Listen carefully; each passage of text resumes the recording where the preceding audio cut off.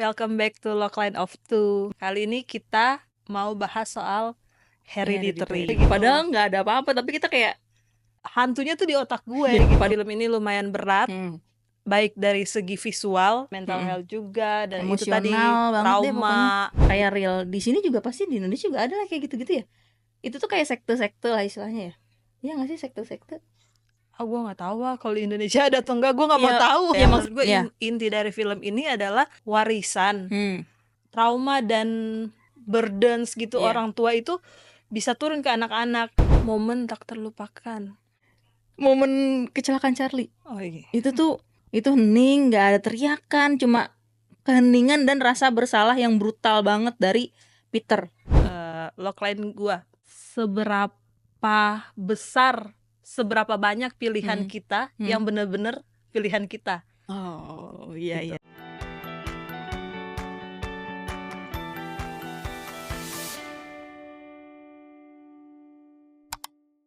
Hai, Welcome back to Logline of Two bersama gue Hani. dan gua Pika.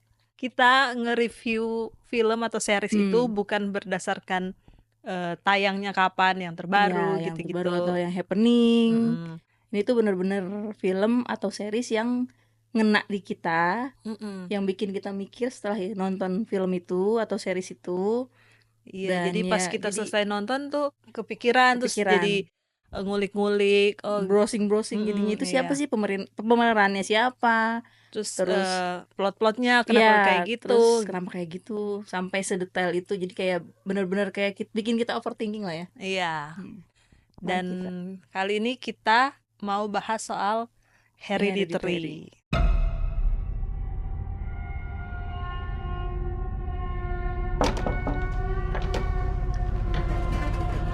Come on, Peter. It's your suit.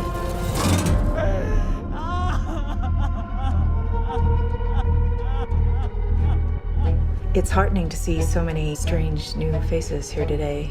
I know my mom would be very touched and probably a little suspicious. My mother was a very secretive and private woman. It's Grandma. You know you were her favorite, right? Even when you were a little baby, she wouldn't let me feed you because she needed to feed you.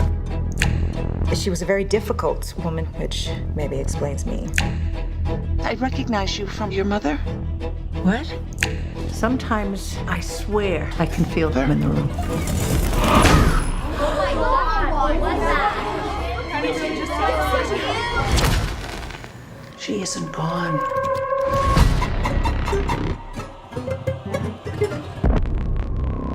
She had private rituals, private friends. Who's gonna take care of me? You don't think I'm gonna take care of you? But when you die, She wasn't altogether there. At the end.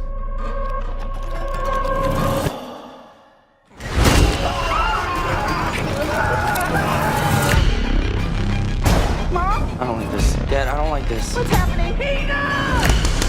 Don't you ever raise your voice at me! I am your mother! Peter! Mom, what's happening? Make it stop! Make it stop! I just don't want to put any more stress on my family. Ini tipe horor yang gue suka. Jadi gue nggak gitu suka horor yang banyak jump scare-nya. Oke. Gue lebih suka yang, bukan lebih suka sih, buat gue ini justru lebih menakutkan gitu. Ya, Scene-scene yang kayak silent gitu tapi bikin bikin mikir kita, gitu. Jadi iya. kayak hantunya tuh di otak gue gitu. Padahal nggak ada apa-apa, tapi kita kayak gini loh, Iya. ketakutan sendiri. Nah makanya ini kita pilih ini. Iya, gue suka, dia juga suka, makanya kita bahas. Bagi yang belum nonton, Atau kalaupun yang udah nonton dan kayak gimana ya, lupa gue. iya, Nah ini adalah film psychological horror Iya, kali iya, ya, itu. gitulah. Bercerita tentang keluarga. Graham kayaknya Graham ya. Iya. Ya, jadi dimulai dari si Annie Graham ini mamanya meninggal. Mamanya Nah, meninggal. semenjak meninggalnya mamanya ini, kematian mamanya ini, muncullah hal-hal Hal-hal aneh aneh, ya. di keluarganya dia yang pada akhirnya Satu persatu mulai mulai terkuak lah terkuak, kalau ya. ternyata ada sesuatu, ada hal besar jahat di Iya. balik itu gitu. Yang bikin kita tuh nggak expect bakalan kayak gitu pas awal nonton ya. Dan yang mulai terkuak tuh bukan cuman kejadian-kejadian aneh tapi kayak traumanya dia. Iya. Jadi itu sebenarnya dia sama ibunya ini hubungannya Buruk ya, nggak terlalu ya nggak baik. deket lah gitu. Iya. Dia agak mengasingkan diri dari Betul. ibunya. Keluarga Ani tuh terdiri dari Annie, dia, ada suaminya, anaknya 2. anaknya 2. Yang pertama Pertama, cowok, Yang kedua cewek ya? yang kedua cewek, Yang namanya pertama Charlie. cowok. Oh, rilisnya tahun Ya, rilisnya 2018. Masih baru kok, nggak terlalu lama-lama banget. Kan ada nih teman gue yang komen, Kakak Hani kok ini film-filmnya kok yang jadul-jadul, ini tuh gue belum lahir gitu katanya. Temen lo? Iya. 2000, ada yang 2000 juga sih. Iya, kita udah ini ya. Iya, Padahal iya. kita masih muda sebenarnya. Ini mereka Iya. dimuda-mudain lagi kayaknya. Iya. Makanya ini tuh masih baru. Awas aja nggak Tapi nggak sebenarnya nonton. ya, film ini lumayan berat, baik dari segi visual, adegan-adegan yang ya mungkin Nggak brutal, tapi kita bisa mengimajinasikan sendiri gitu. Nggak kelihatan banget, tapi kita bisa iya. kebayang gitu. Itu tuh realnya kayak gimana gitu. Tapi selain visualnya itu tadi yang berat, maksudnya serem gitu. Ya. Ya ini juga emang apa ya, ngebahas soal mental juga Iya. kan, mental health juga, dan itu Emosional tadi banget deh trauma gitu-gitu. Jadi lumayan berat gitu, Betul. lumayan bikin mikir kali ya. Bikin mikir. Kenapa suka? Kalau menurut gue tuh Hereditary tuh horor yang enggak teriak-teriak, soundnya juga enggak yang sunyi-sunyi langsung gitu tuh, enggak. Iya. Tapi karena pelan itu tuh nancep, jadinya kayak real. Di sini juga pasti, di Indonesia juga ada lah kayak gitu-gitu ya. Itu tuh kayak sekte-sekte lah istilahnya ya. Iya nggak sih, sekte-sekte? Gue nggak tahu lah kalau di Indonesia ada atau enggak, gue nggak mau tahu. Ya maksudnya ada film-filmnya kan. Oh, film-filmnya. Kirain secara Enggak. real. Lo jangan gitu. Dia penakut parah sih. Emosinya tuh real. Nah, terutama tuh hubungan si Annie sama keluarganya setelah ibunya si Annie tuh meninggal. Itu tuh benar-benar complicated dan kerasa gitu, benar-benar kerasa. Ada sedihnya, ada keselnya juga, marahnya, Seremnya juga sih. Iya. Tapi ini tuh menurut gue sebenarnya kisah trauma yang dibungkus dalam genre horor gitu. Jadi kan makin ya film ini tuh kayaknya jadi gambaran kalau trauma itu kadang tuh bukan karena tindakan fisik doang gitu loh. Jadi kadang kayak silent treatment pun bisa bikin trauma. Nah, betul. Again nggak dijelasin secara gamblang hubungan si Annie sama ibunya pas ibunya masih hidup. Tapi tuh dari film ini terkesan kayak mereka tuh nggak deket karena ibunya ada sesuatu gitu. Dan trauma itu tuh nggak. Dan bikin si Annie ini trauma berat. Jadi traumanya dia tuh bukan berasal dari orang lain malah. Iya, berasal dari keluarga sendiri. Dari rumah. Betul, gitu. dari rumah ini. Ya mungkin juga bisa nurun ke anaknya kan. Bisa kan. Pada akhirnya turun ke anaknya. Nah inilah sebenarnya menurut gue inti dari film ini adalah warisan yang mungkin kalau ngomong warisan kan orang pasti konotasinya langsung ke harta gitu-gitu. Nah sedangkan ternyata trauma dan beban, burdens gitu orang tua itu bisa turun ke anak-anak. Traumanya juga bisa. Betul, jadi ini kelihatan turun-temurun. Si Annie kan ini kan dari tadi kita ulang-ulang terus si Annie ini trauma gitu-gitu karena perlakuan ibunya pada zaman dulu gitu. Tapi secara nggak sadar dia trauma itu ditularkan ke anaknya. terlebih si Peter. Nah, Betul. ini juga nggak dijelasin dia dan Peter itu, si Annie dan anaknya si Peter Iya. ini hubungannya nggak gitu deket. Nggak tahu, nggak dijelasin atau kitanya ke skip ya, tapi nggak ada sih, kita ngelihat kemarin juga kita rewatch kan nggak ada kan. Tapi ada tuh yang rumah yang ada miniaturnya tuh. Itu tuh kayaknya berusaha untuk ngambil Peter atau gimana, nggak ngerti, tapi itu yang miniatur ya. Ada tapi sekilas doang. Jadi sebenarnya si Annie sempet ada lah momen dia cerita kalau kayak kalau nggak salah di focus group deh, pas dia kan grief atas kematian ibunya, terus kan dia kalau di luar di sini juga ada sih fokus group atau apalah gitu. Ya, yang lingkar ngumpul-ngumpul gitu. Ngumpul-ngumpul jadi kayak ngeluapin curhat yang lah. Kita pendem lah istilahnya. Terus dia bilang jadi pada saat dia melahirkan si Peter, dia berusaha sebisa mungkin menjauhkan Peter dari ibunya kan.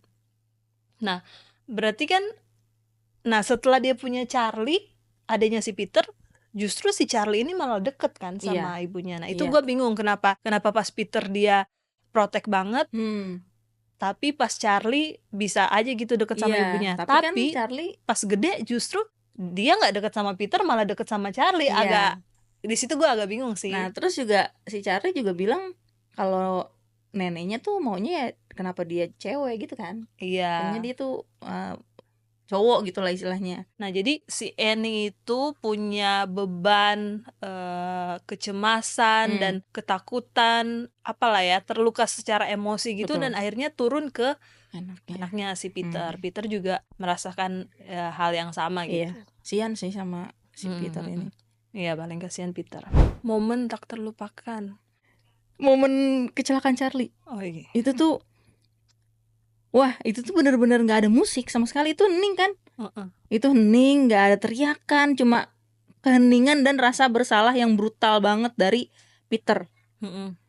Ya gue tahu Hereditary itu karena ini, karena momen kecelakaan Charlie ini. Nah kalau lo kan beda ya.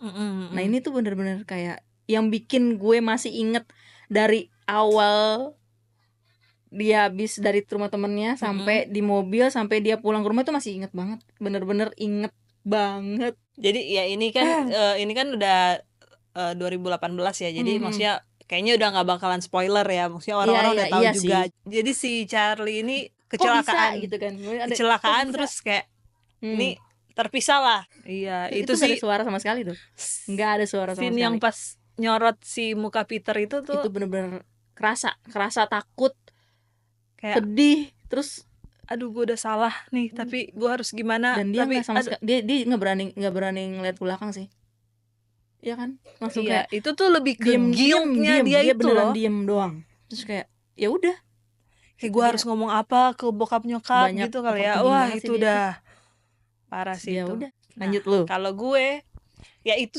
juga memorable ya, tapi entah kenapa somehow gue dari si Charlie masih hidup aja tuh udah agak-agak takut aneh gitu aneh gitu ngelihat dia. Dan si Charlie ini kan suka banget yang ngebunyiin gitu kan. Nah itu dari dia masih hidup udah kayak gitu. Nah terus setelah dia meninggal ada nih scene dimana si Annie lagi di mobil sendiri.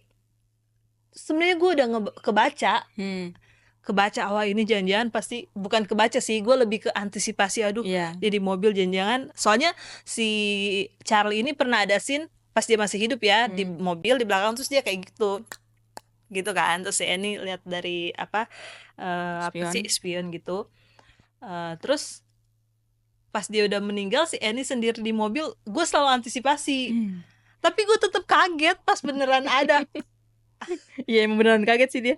Dan itu tuh ya dari zaman dulu gue nonton di bioskop sampai rewatch juga tetap aja kaget. Dan emang itu yang kan kayaknya gue pernah bilang deh, gue yang kalau film horor itu takutnya bukan pas nontonnya, tapi pas pulangnya akan keinget-inget terus. Dan itu tuh selalu, itu momen di film horor yang paling sering gue keinget-inget itu sama ibu di Pengabdi Setan. Apa yang sih? Bunyi lonceng. Kerincingan, lonceng. Itu dua tuh. Itu yang selalu kalau misalnya gue lagi dateng takut-takut pasti yang kepikiran antara Charlie sama loncengnya ibu. Oke. Kalau gue justru yang mau gue highlight di sini adalah suaminya si Annie. Siapa ya namanya? Lupa lagi gue. Pokoknya juga lupa sih. bapaknya anak-anak. Keluarganya Graham lah ya. Iya.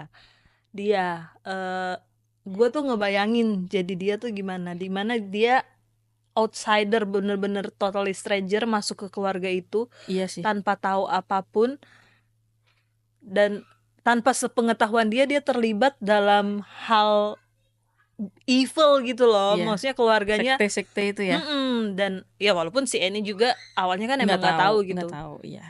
Tapi maksudnya si suaminya ini pas ngelihat perubahan-perubahan yang terjadi di keluarganya tuh, dari yang anaknya si Charlie meninggal, terus si Annie kayak lama-lama dikira mulai mungkin gila karena grief akan ibunya sama anaknya kan. Tapi gue tuh nggak ngebayangin jadi dia gimana. Jadi perasaan dia tuh pasti hancur, tapi dia kan karena dia kepala keluarga ya. Iya. Sebisa mungkin dia harus jadi sosok yang kalau bukan dia siapa lagi gitu kan. Yang bikin tenang keluarganya kan. Dia harus jadi yang paling kuat, paling tough gitu. Iya betul. Tapi itu pasti hancur sih. Iya benar. Jadi dia itu sih gue. Iya sih, bisa juga sih dia. Kalau gue ya Annie lah. Kalau gue Annie sih. Dia ya memerankan seorang ibu yang ya manusiawi lah, nggak lebay, nggak lemah juga gitu. Ya sewajarnya ibu kayak gitu. Dia stres, terus anaknya juga meninggal, terus anak pertamanya juga, intinya mah dia juga pengennya mungkin anaknya kayak ke nyokapnya tuh kayak minta maaf kali atau gimana gitu, ngobrol lah istilahnya ya. Tapi kan ini kan dia diem aja kan.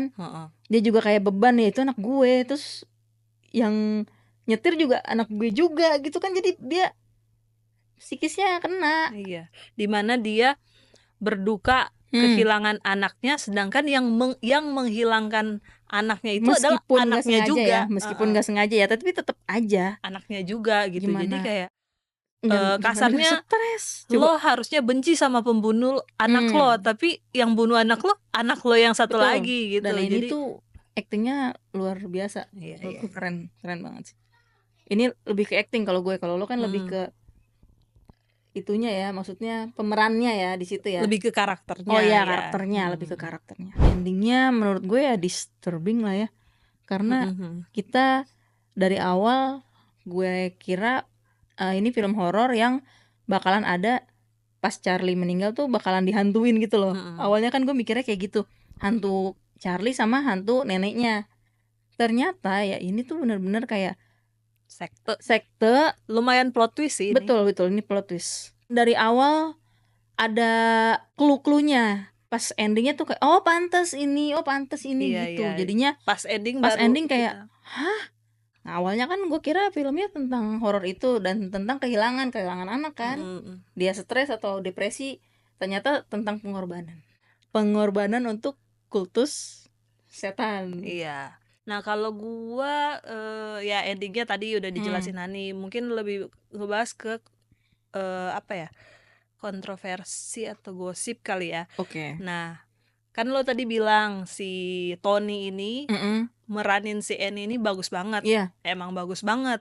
Nah kontroversinya adalah dia bahkan gak masuk nominasi Oscar. Nah itu tadi juga gue pengen nanyain kenapa gak masuk nominasi Oscar gitu. Karena keren kayaknya banget. Ini salah satu aktingnya si Tony ini yang paling baik, keren. Yang terbaik lah. Nah makanya kontroversinya adalah kenapa ini nggak masuk nominasi lah, minimal nggak usah menang, ya. Tapi masuk nominasi dulu lah.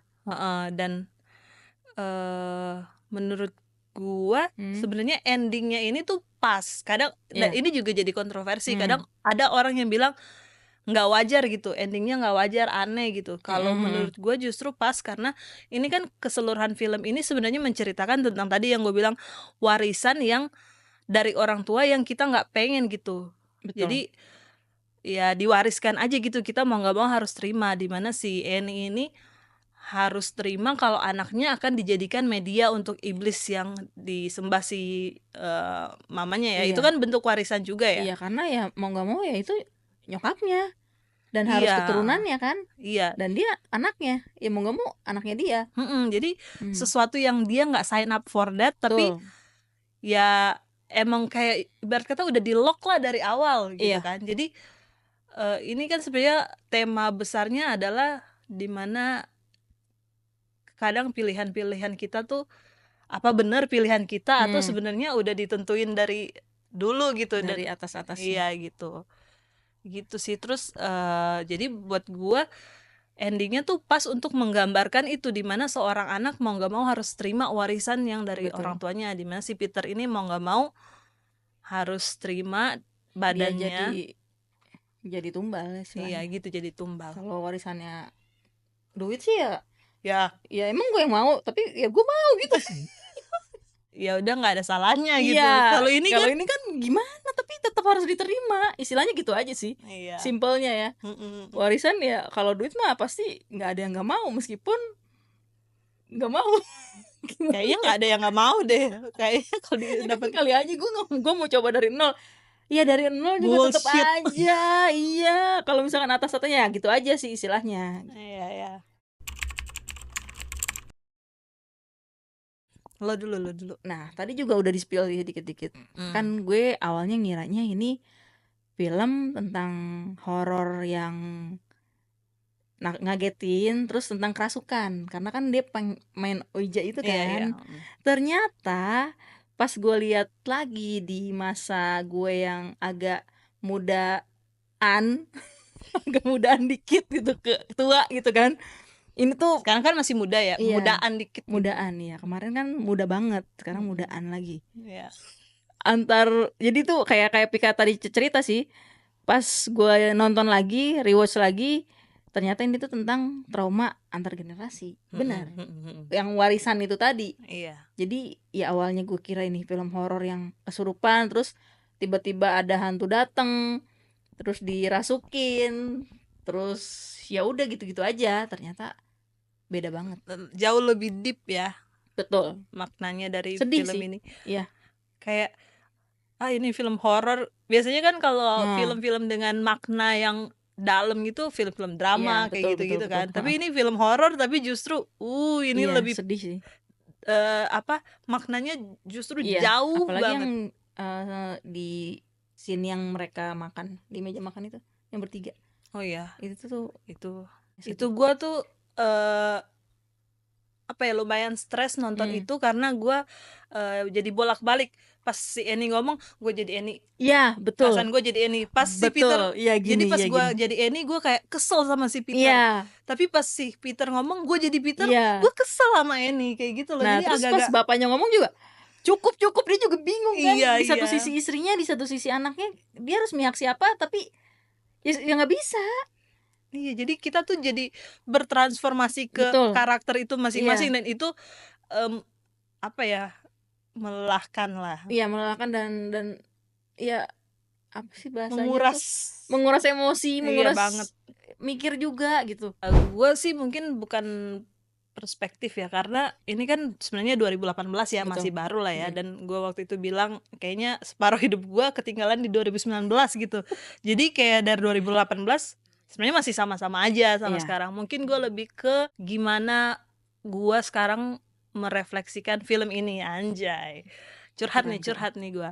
Ya itu tadi ngomongin warisan yang kita nggak minta, kita nggak pengen, tapi itu ya. Ya gue beyond grateful nggak terlahir di keluarga yang kayak gitu, yang controlling gitu ya. Betul. Yang pengen harus gini harus gitu. Dan nanti juga gue pengen nanya, karena lo kan udah berkeluarga dan punya anak, gue pengen tahu POV lo. Okay. Nah, gue nggak, orang tua gue tuh bukan tipe yang kayak gitu, bersyukurnya kayak gitu. Jadi kayak kayak gue kuliah aja, kenapa gue lebih tua daripada lo padahal kita seangkatan? Ya karena gue gap year kan. Oke. Nah, pada saat gue memutuskan untuk gap year, orang tua gue tuh nggak yang protes gitu. Ya udah, terus Makasih ya tante, kalau nggak kayak gitu kita nggak bakal ada logo Nostrum. Terus padahal kan pas zaman gue lulus SMA, nggak pas zaman gue sih, pasti semua orang pas lulus SMA hype-nya lagi nyari perguruan tinggi gitu-gitu, tes sana sini, apa sih UMPTN gitu-gitu. Gue tuh nggak ada kayak gitu-gitu. Dan orang tua gue tuh nggak yang maksa, kamu kok nggak ikut ini, kamu teman-temanmu gini, kamu kok nggak. Dan pada saat gue pindah ke sini, tadinya cuma liburan, akhirnya gue memutuskan untuk kuliah di sini, nggak ada pertentangan gitu loh dari mereka. Bahkan kalau gue tarik jauh ke belakang nih, dulu tuh gue seneng banget nih pas masih kecil main-mainin rambut nyokap gue, kayak gue kuncir-kuncir, kepang-kepang gitu-gitu. Nyokap gue tuh kadang suka gak tahu bercanda atau gimana, suka bilang gedenya dia mau buka salon gitu. Oh iya. Which is nggak tahu ya kalau zaman sekarang, tapi kalau zaman dulu tuh kayaknya profesi itu kan profesi yang diidam-idamkan orang tua tuh pasti jadi dokter, jadi tentara, pramugari lah, pilot gitu-gitu kan. Buka salon tuh bukan sesuatu yang dibanggakan ya. Iya, meskipun bukan kita underestimate atau gimana, enggak. Maksudnya pada zaman dulu real aja lah kita ya. Ya kayak gitu kan. Nah, dengan nyokap gue bilang adik gedenya mau buka salon, gue tuh kalau gue pikir-pikir sekarang gue sangat berterima kasih gitu. Maksudnya keluarga gue tuh, orang tua gue nggak bener-bener sama sekali nggak memaksakan ya gitu-gitu. Tapi maksud nyokap gue buka salon beneran buka salon dari hasil gue ya, bukan yang gue jadi ani-ani berkedok buka salon ya. Ups, ani-ani ya, bukan hani-hani. Terus satu lagi, ini no offense ya, gue jadi curhat, no offense ya. Bokap gue tuh dari dulu selalu dengan terang-terangan dan lantang kalau bilang gue nggak mau jadi PNS. No offense to lo sama PNS di luar sana. Gue bukan tipe si paling kritik pemerintah dan antek-anteknya ya. Gue percaya itu oknum-oknum aja lah, yang cerita-cerita miring kayak gitu, oknum aja lah. Nah, gue selalu ngomong kayak gitu tuh kemana-mana, gue nggak mau jadi PNS. Lo mau tau nggak alasannya kenapa? Karena seragamnya gue nggak suka. Cetek banget sebenarnya, gue nggak suka ngeliat seragamnya. Dulu bokap gue suka lihat kayaknya bajunya itu coklat atau enggak, gue nggak tahu sekarang ada atau enggak, korpri gitu-gitu. Ada juga kan. Maksud gue kurang ekspresif gitu dari sisi seragam itu. Kenapa gue nggak mau kan. Jadi gue selalu bilang ke orang-orang, nggak bisa mengekspresikan gaya lo ya. Jadi kan dari hari Senin sampai hari Jumat pasti ada jadwal-jadwalnya. Iya gitu, nggak ada yang begitupun kerja di bank. Iya, ada jadwal-jadwalnya gitu. Kan kalau lo kan pasti dari awal swasta kan, jadi ya bebas lah, gue pengen pakai rok, pengen pakai ini gitu kan. Iya, jadi aneh banget sih motivasi kerja gue tuh cuman biar gue bisa nggak, intinya bokap gue pun nggak yang bilangin gue karena gue ngomong kayak gitu atau tersinggung. Semoga nggak ya, Pak Aman kan. Komen ya om. Jadi intinya dari curhat gue sepanjang itu, intinya keluarga gue bukan orang yang at least sepemahaman gue dan seingat gue bukan yang controlling atau memaksakan keinginan mereka untuk anak-anaknya.